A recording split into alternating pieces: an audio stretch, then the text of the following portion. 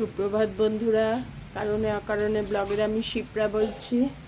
আজকে ভোর 4টের থেকে মুষলধারে বৃষ্টি, দেখে বুঝতে পারছো কি মেঘলা একদম। তবে 4টে থেকে হয়েছে না হোল নাইট হয়েছে সেটা বলতে পারবো না, কারণ ঘরের তো দরজা জানলা সব বন্ধ থাকে, সেই জন্য বুঝতে পারছি না। কিন্তু মুষলধারে বৃষ্টি, যার জন্য বাবানকে আজকে আর স্কুল গাড়িতে তুলিনি, মেয়ে জামাই সবাই মিলে গাড়ি করে গিয়ে স্কুলে ছেড়ে এসেছি। ছেড়ে এই বাড়ি ঢুকলাম, এখন 7টা 15 বাজে। তাই তোমাদের সঙ্গে দিনটা শুরু করলাম, মেঘলা দিনে, মিষ্টি দিনে দিনটা শুরু করলাম। দেখতে থাকো। আমার নতুন অতিথিকেও দেখো, এই জল দিলাম জাস্ট, বাড়ি ঢুকে আগে তো জল দিই, আজকে চাল ধোয়া জল দিলাম। কি ভাল লাগছে না দেখতে, আমার দেখেই আনন্দ লাগছে। এবার এই বারান্দায় সব গাছগুলোতে জল দিয়েছি। সেদিন গাছ আনতে গিয়ে গাছের দিদির কাছ থেকে একটা কি শার্ট টাইপের কি একটা দিল, সেটা নিয়ে এসেছি। বললো ওটা দিন, দেখুন জবা ফুল হয় নাকি। গাছটা ঠিকঠাক, কিন্তু জবা ফুল আসছে না, বেল ফুল হচ্ছে প্রচুর, প্রতিদিন 2-3টে করে বেল ফুল হচ্ছে। আজকে আমি এই প্রথম স্কুল ঢোকার টাইমে সাউথ পয়েন্টের সামনের চেহারা দেখলাম, কারণ আমার মেয়েদের নিয়ে কোনো দিন আমার যেতে হয়নি, মানে 12 মাস 30 দিন আমার কর্তা গিয়ে ছেড়ে দিয়েছে, আনার সময় আমার দায়িত্ব। তা আজকে দেখলাম, তোমাদের সঙ্গে ভিডিও করব একদম খেয়াল নেই। যা বৃষ্টি, এখন বৃষ্টির তোড়টা কমেছে, কিন্তু হয়ে যাচ্ছে ঝিরি করে। সারা রাত হয়েছে কিনা বলতে পারবো না। আমরা ভোর 4টে থেকে টের পেয়েছি পুরো দামে বৃষ্টি, তখন খুব মুষলধারে হচ্ছিল। আর বাবানকে গাড়িতে ছাড়লে কি বলো তো, এমনিতে গাড়িতে যাবে কোনো চিন্তা নেই, কিন্তু গাড়ি থেকে নেমেই স্কুলের সামনেটা জল হয়, ও ইচ্ছা করে জলের মধ্যে পা দিয়ে জুতোটাকে পুরো ভেজাবে। স্কুলে ঢোকার সময় যদি পুরো জুতোটা ভেজে টানা 12টা পর্যন্ত, সেজন্যই মেয়ে বললো না মাম চলো দিয়ে আসি। আমরাও গেলাম, একটু সকালের দৃশ্য অনুভব করে আসলাম, তোমাদের সঙ্গেও এসে শেয়ার করলাম। সেই দৃশ্যটা দেখাতে মনে নেই একদম, এত ভিড় আর এত জ্যামে পড়ে গেছি ম্যান্ডিভিলা গার্ডেনে, মানে ভয় লেগে গেছে। আমরা 6টা 20 বাড়ির থেকে বেরিয়েছি, 7টায় ক্লাস আরম্ভ হয়, 6টা 35 বাজে, তখন আমরা পুরো ম্যান্ডিভিলা গার্ডেনের আগে দাঁড়িয়ে আছি, গড়িয়াহাট ব্রিজ থেকে নেমে জ্যামে দাঁড়িয়ে আছি।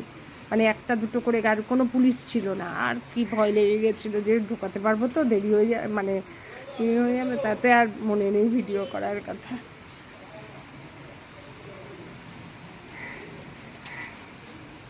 আর আমার ফ্রিজের প্রবলেম রয়েই গেল, এটা কালকে মেকানিক্স এসেছিল, মানে তোমাদের সঙ্গে শেয়ার করব ভাবলাম, কিন্তু মন মেজাজ খারাপের জন্য আর কিচ্ছুই শেয়ার করিনি। গ্যাস যেটা লিক করেছে সেটা ইনসাইডে, এই ফ্রিজের পেছনটা পুরোই আর কি পুরো কভার আপ, যে এটার যে দেখতে পারবে কিচ্ছু না, ইনসাইডে লিক করেছে। ইনসাইডে লিক করলে কিছু করার নেই, বললো কম্প্রেসার চেঞ্জ করলেও কিছু হবে না। মেকানিক্স বললো আমার যদি বুদ্ধি নেন তাহলে ফ্রিজটা চেঞ্জ করে ফেলেন।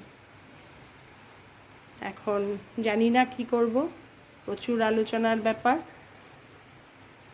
এত দামি ফ্রিজ, এত সুন্দর ফ্রিজ, আর এত বড় ফ্রিজ ইউজ করে অভ্যস্ত হয়ে গেছি। দেখি এখন কি করি, যা করি সবই তোমাদের শেয়ার করব। তাই মন টনটা ফুল ফিট নেই, তাও কিছুটা অভ্যস্ত হয়ে গেছি, ধাতস্থ হয়ে গেছি, এই আর কি।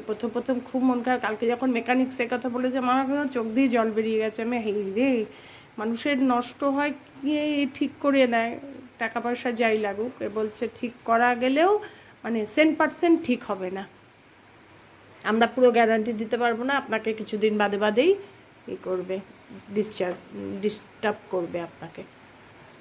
বলো গ্যাসটা লিক করেছে খুবই কম, ভেতর থেকে দেখলো, বাইরে থেকে দেখলো, সাবান জল দিয়ে দেখলো, অনেকভাবে কিছু করলো, কিন্তু বললো 83 গ্রাম গ্যাস থাকে, সেখানে 10 গ্রাম গ্যাস বেরিয়ে গেছে, 73 গ্রাম আছে। বললো খুব হালকা লিক হয়েছে, কিন্তু ভেতরে ইনসাইডে, আউটসাইডে হলে কিছু চেষ্টা করতো ওরা। যাই হোক, আর কি করব, দেখো এতক্ষণ পড়াশোনা করে এসছে। আজকে ফ্রাইডে তো আমার কাছে এসছে, মামতা অফিস, আর সকাল থেকে ওকে নিয়ে একটু আর ভিডিও করতে পারিনি আজকে। এত পড়াশোনা না, স্কুল থেকে আসার পর পরীক্ষা চলছে না, ক্লাস ওয়ার্ক, ফার্স্ট টার্মটা ক্লাস ওয়ার্ক করে নিচ্ছে, ওয়ার্কশিটে সমানে এক্সাম চলছে। এই জন্য আর মানে কোনো মতে স্কুল ড্রেস ছাড়িয়ে রেস্ট নিয়ে, এই তো মার্কার দেখেছো, দেখো মার্কার খুঁজছিল, ড্রয়িং করবে মার্কার করে, দেখো কি অবস্থা জিনিসপত্র ওর ঘর। ও একবারে সুন্দর করে গুছিয়ে রাখো, ভালো করে সব কিছু। এই কার্ডগুলো এতক্ষণ পড়াশোনা করে এসছে, এখন ড্রয়িং করবে বলে, তাই বললাম যে আমি তাহলে একটু ভিডিও করি। ওকে আজকে সারাদিনে একটুও দেখানো হয়নি।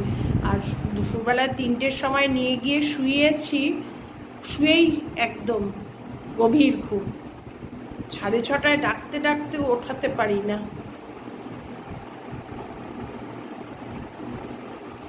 ড্রয়িং করতে খুব ভালোবাসে, ড্রয়িং নিয়ে বসে থাকলে আর বিশেষ কিছু লাগে না। মার্কার খুঁজে পাচ্ছে না।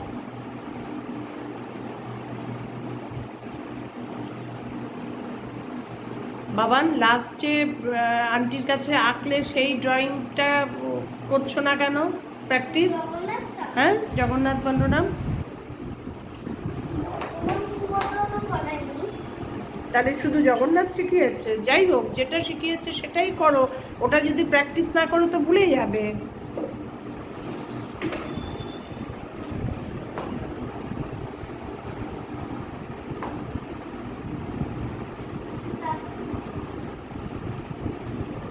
আমার হাতে দিও ডাস্টারটা, অসুবিধা হলে।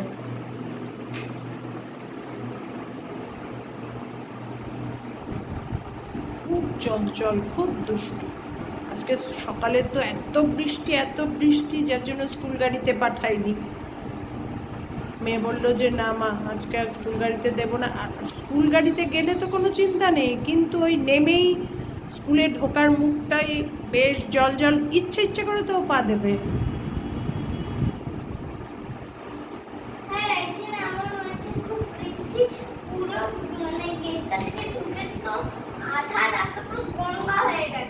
গঙ্গা হয়ে গেছে আধা রাস্তা, কথা নমুনা দেখো, আধা রাস্তা একদম গঙ্গা হয়ে গেছে। এখন এই খাওয়াবো, ডিনারটা করাবো 8:30টায়, তারপরে মা কিংবা পাপাকে ওনাকেও নিতে আসবে। আগে তো ফ্রাইডে করে থাকতো, এখন যেহেতু ভায়োলিন ক্লাস 9টার মধ্যে স্কুলে পৌঁছতে হয়, 8:20-25 বেরিয়ে যায় বাড়ি থেকে, যার জন্য আর রাত্রে থাকার জন্য মা দেয় না। সকালে উঠে নালে না খুব মুশকিল হয়ে যায় বাড়ি করে। মুখটা আর একটু গোলটা ঠিক মতো হয়নি বাবা, নিচের দিকটা দেখো। হ্যাঁ, একটু আস্তে করো, হুড়ুমুড়ু করো না। তোমার এই হুড়ুমুড়ু স্বভাবটা খুব বাজে। হ্যাঁ, এবার কিছুটা ঠিক হয়েছে। এত চঞ্চল না। ফেভারিট স্পেলিং লিখতে গিয়ে FOVO ইউটা বাদ চলে গেছে, আর ITE লিখে দিয়ে এসছে। আমি যেই বলেছি তুমি কি স্পেলিংটা ঠিক লিখেছ, দেখিয়ে সঙ্গে নিজেই কিন্তু ঠিক করলো। কি বলবে বলো?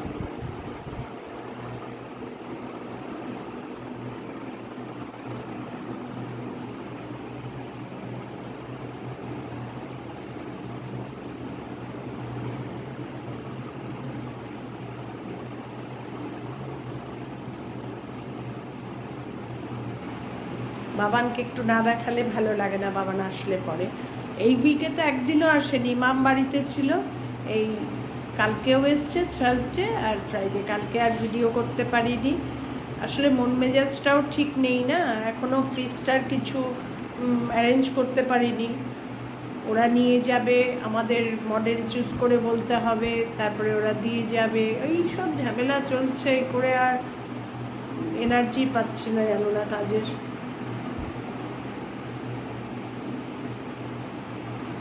ঠিক আছে, আজকে ভিডিওটা তাহলে এখানেই শেষ করছি।